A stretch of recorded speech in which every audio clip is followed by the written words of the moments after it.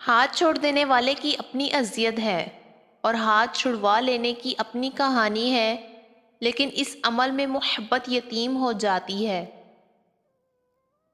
اپنے آپ کو خود عزت دیں۔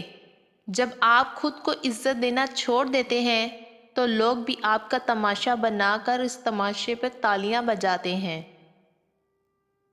مطلبی لوگ کوئلے کی مانند ہوتے ہیں، جب کوئلہ گرم ہوتا ہے ہاتھ جلا دیتا ہے، اور جب ٹھنڈا ہو تو ہاتھ کالا کر دیتا ہے۔ کتابوں اور مشاہدوں سے انسان سیکھتا ضرور ہے، مگر جو بات خود تکلیف سہ کر سمجھ آتی ہے وہ کوئی دوسرا نہیں سمجھا سکتا۔ کچھ لوگوں کی اذیتوں میں شدت صرف اس وجہ سے ہوتی ہے کہ انہیں ترک تعلق کرنا نہیں آتا، انہیں چھیننا نہیں آتا، انہیں بس جیتنا نہیں آتا، انہیں منافقت نہیں آتی۔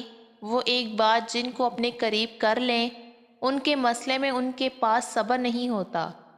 لوگ انہیں اپنے چمکدار جوتوں پر پڑنے والے گرد سمجھتے ہیں، جس کا جوتے پر ہونے اور پھر اسے جھاڑ دینے سے انہیں صرف اپنے جوتے چمکدار ہونے کا اندازہ رہتا ہے۔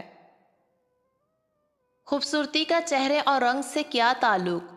میں نے تو خوبصورتی مسکراہٹ میں دیکھی ہے، لہجے کی مٹھاس میں دیکھی ہے، سکون دینے والے چند الفاظ میں دیکھی ہے، سسکنے والوں کے کہکے میں دیکھی ہے، خلوص دل سے ہاتھ تھامنے میں دیکھی ہے، خاموشی سے محبت کرنے والے جذبات میں دیکھی ہے، غلطی کے بعد معاف کرنے میں دیکھی ہے، عورت کے صبر میں دیکھی ہے۔ حالات اور خیال بدصورت ہوتے ہیں، مگر میں نے کبھی کسی انسان کو بدصورت نہیں پایا، خواہ وہ مرد ہو یا عورت۔ خاندانی لوگوں کو تکلیف کے وقت میں دیا ہوا پانی کا گلاس بھی یاد رہتا ہے، بے نسلی لوگوں کو دیا ہوا خون بھی یاد نہیں رہتا۔ مرد ایسی عورت سے بہت جلدی امپریس ہو جاتا ہے جو عورت باتیں دلکش کرتی ہو،